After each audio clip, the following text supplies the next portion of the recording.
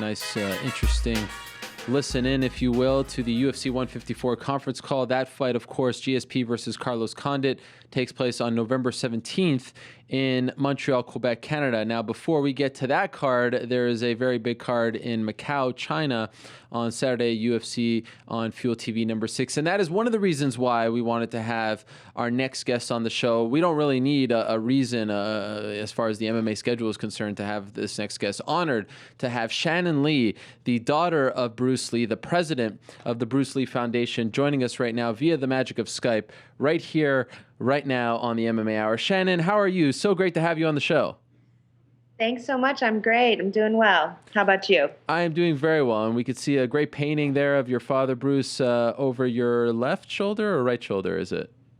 Left shoulder. Left shoulder. And that's actually where I kind of wanted to start, because I don't know if you know this, but you probably do know this. The poster for the UFC on Fuel TV 6 card has a picture of your father right there, smack dab in the middle. Did you know that how did this come about? How did the UFC approach you or just do this on their own to put him on there? First time they've ever done this. Yeah, I know it is a first. I did know about it. We did talk about it, and I was fine with them wanting to do that on the poster. In fact, I felt like it was, kind of an honor and a nice fit. I think it's because it's their first fight in Asia, and so they really, and in China in particular, and so I think they really wanted to make the connection between my father and MMA and the UFC and for the fans over there. So a lot of people consider Bruce to be, in some ways, like the godfather of MMA. Dana has called him that, the founding father of the sport. Of course, when he was alive, there was no MMA, there was no UFC, but he was almost a visionary in a sense. Do you agree with that sentiment?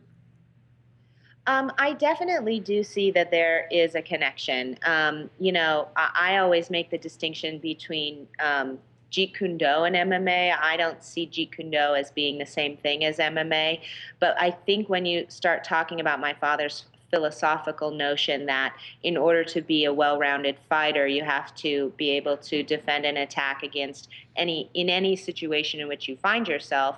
So he was very much about needing to have a very precise and well-rounded arsenal when it came to real fighting. And of course, UFC is a sport. It's not street fighting, but it's about as close as you can get in a controlled environment to a no-holds-barred fight. And I think that my father's philosophies, if you will, about needing to be a well-rounded fighter have been proven out in the sport.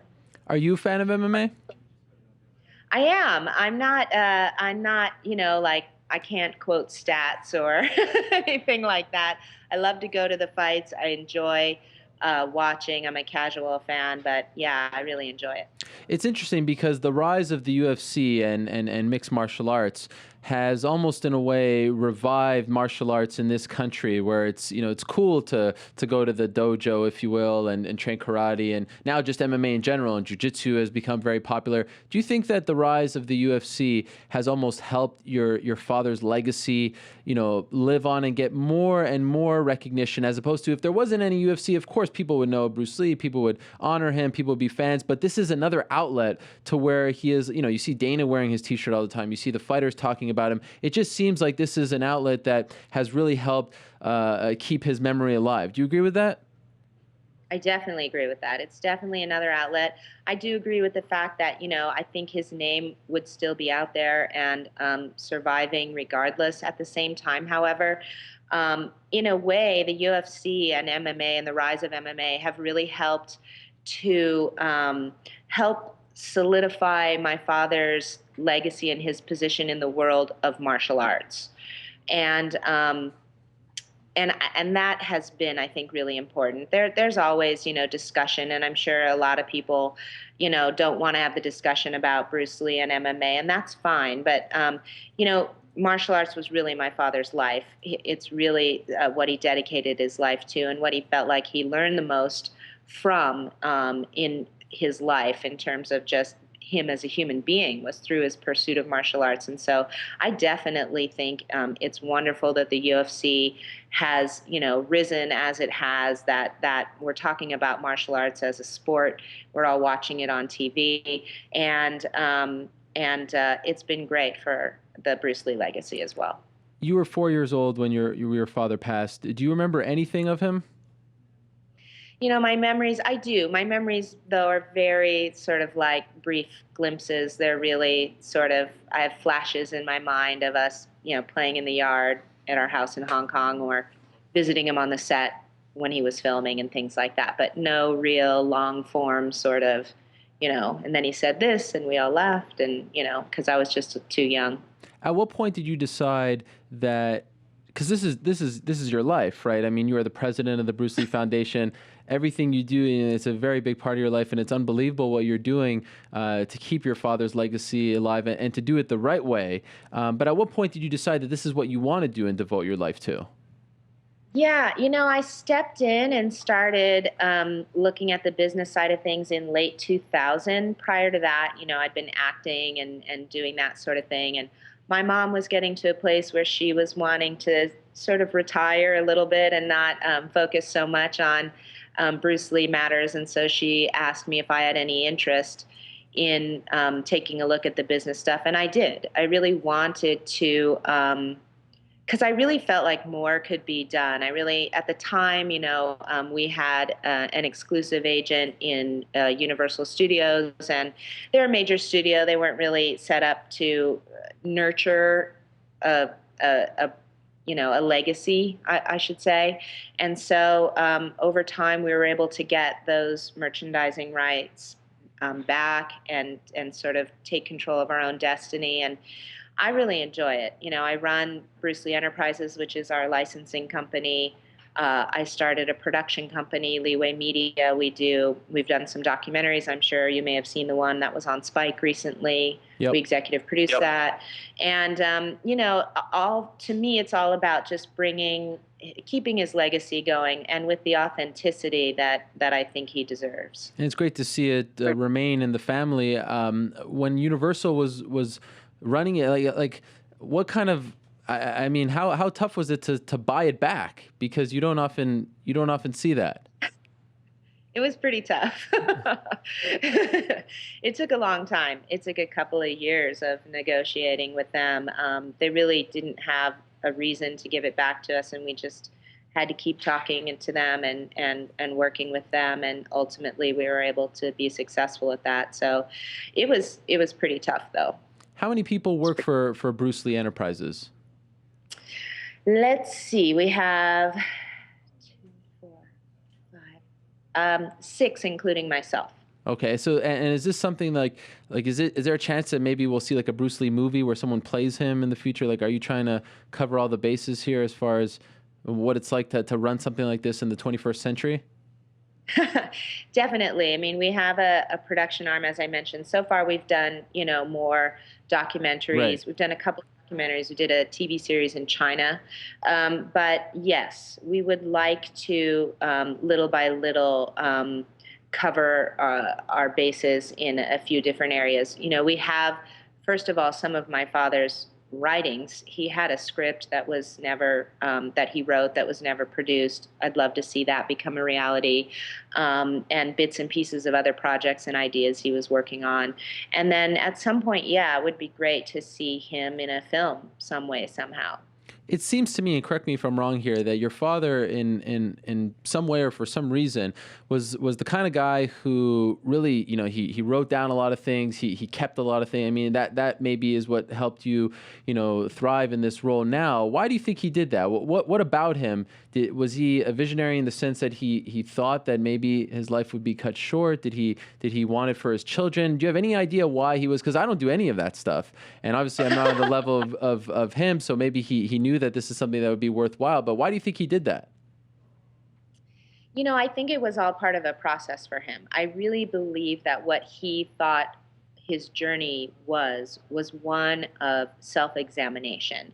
And I think that if you're really going to pursue that as your journey, then you need to think very deeply about what that means, about what it means to be you, how best to cultivate you, what your strengths and your weaknesses are. He did that through reading, through processing what he read, because he underlined and annotated in all his books, and by writing down your ideas, sometimes again and again, refining them, throwing things out, keeping certain things. And I think it was really more of just his process for self-discovery more than anything.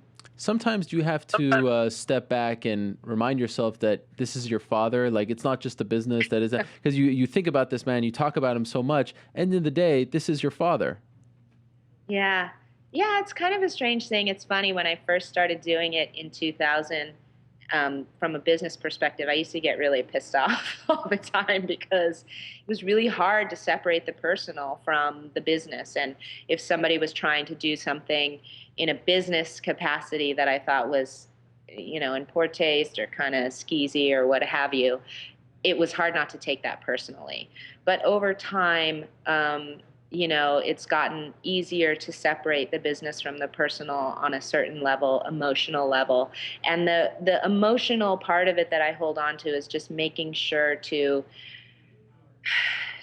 be authentic to what I think the legacy should be. And of course, what I think it should be is maybe different from what other people think it should be. But um, the emotion that comes through for me, instead of getting angry at all the, you know, people out there, flapping their tongues at different things,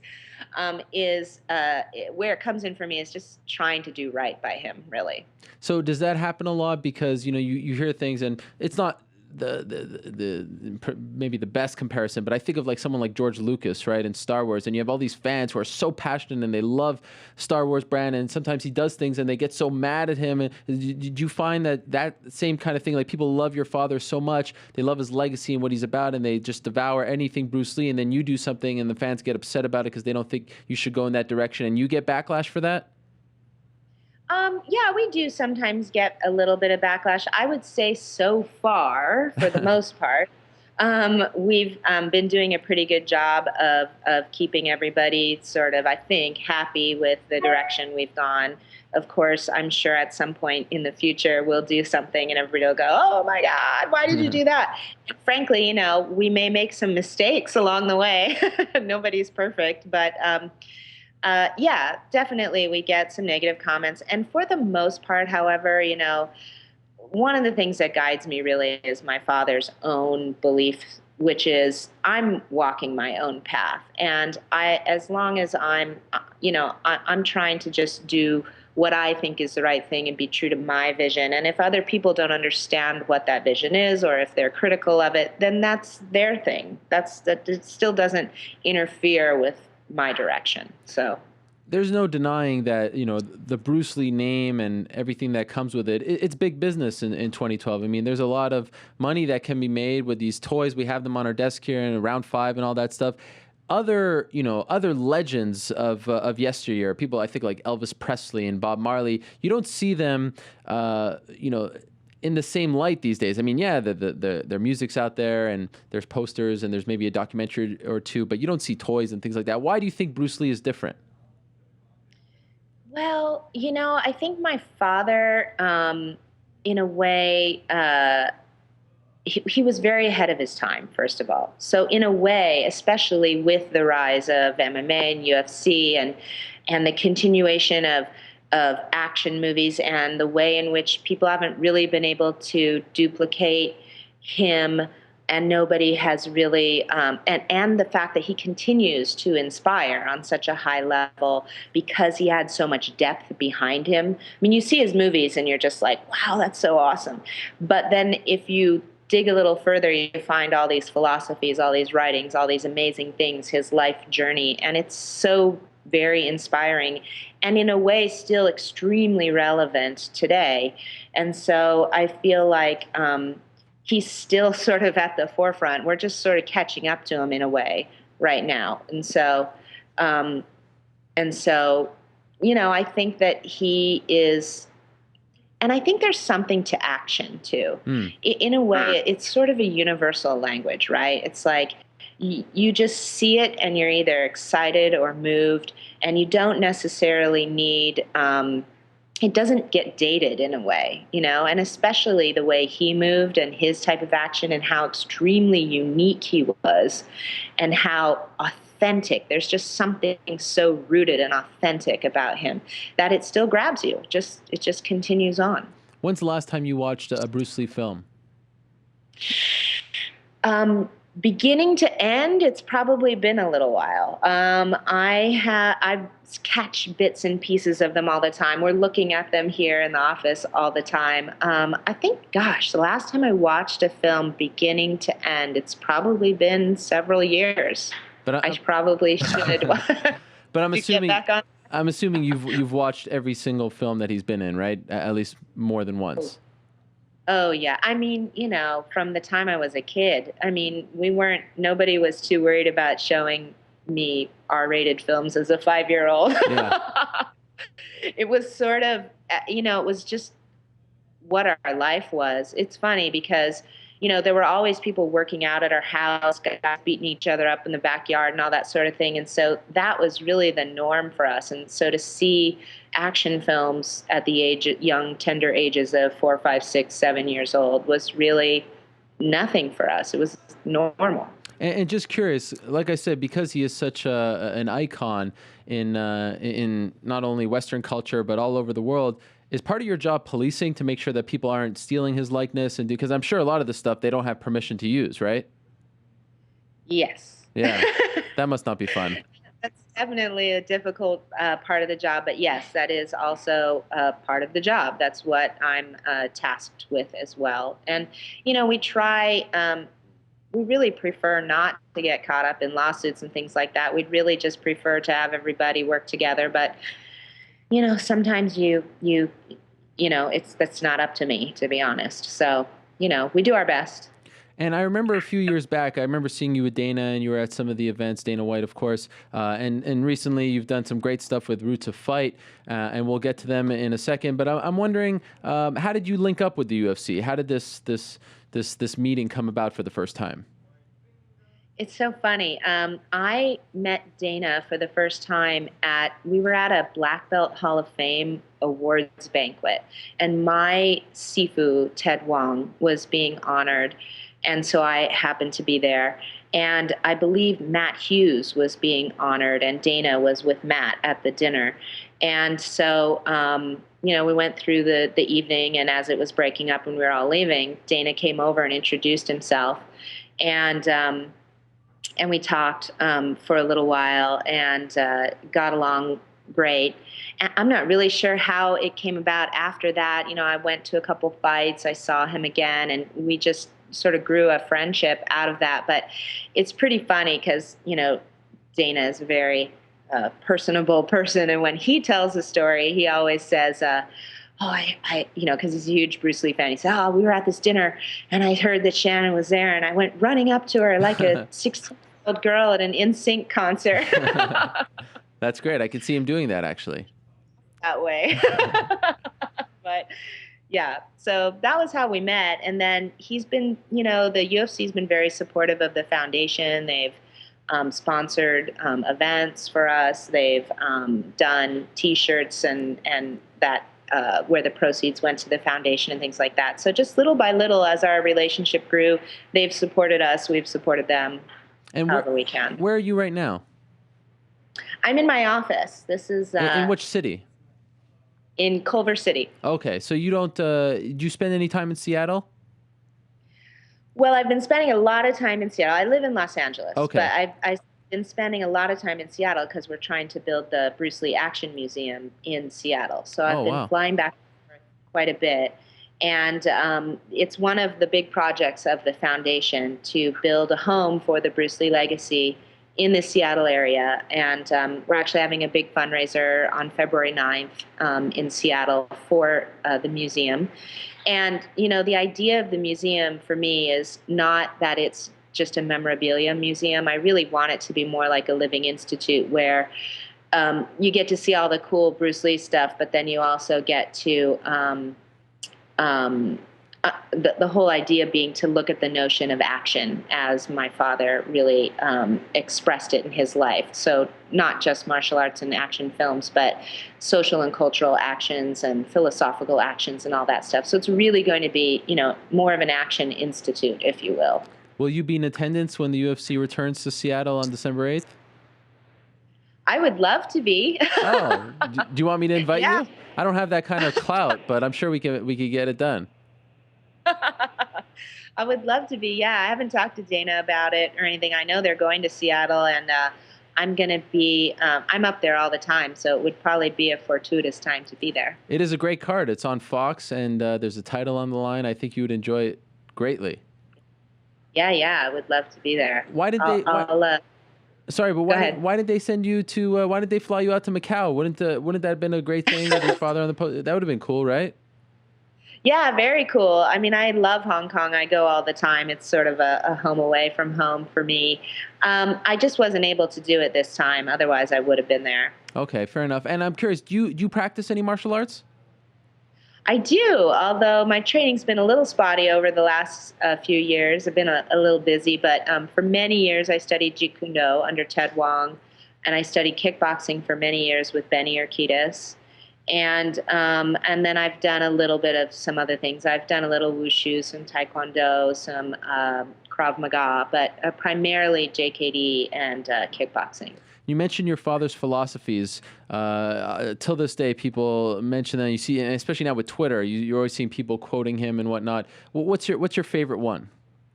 Do you have a favorite one?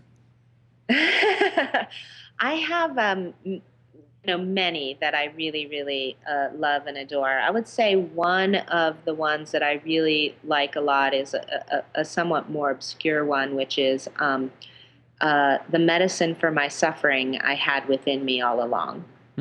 Wow, that's great. I love that. That's amazing. That warmed my heart. That's really great. Now, before we go, Shannon, obviously, actually, last week on this show, which I know you watch every week, so I don't even have to bring it up, but our own New York Rick was talking about the Movember campaign, which is obviously near and dear to our hearts. And you're actually, even though you are not a male, he told us about Mo Sisters, and you are a Mo Sister as well, right? That's right. I am. Listen, I mean, men's health is important. My father was all about health.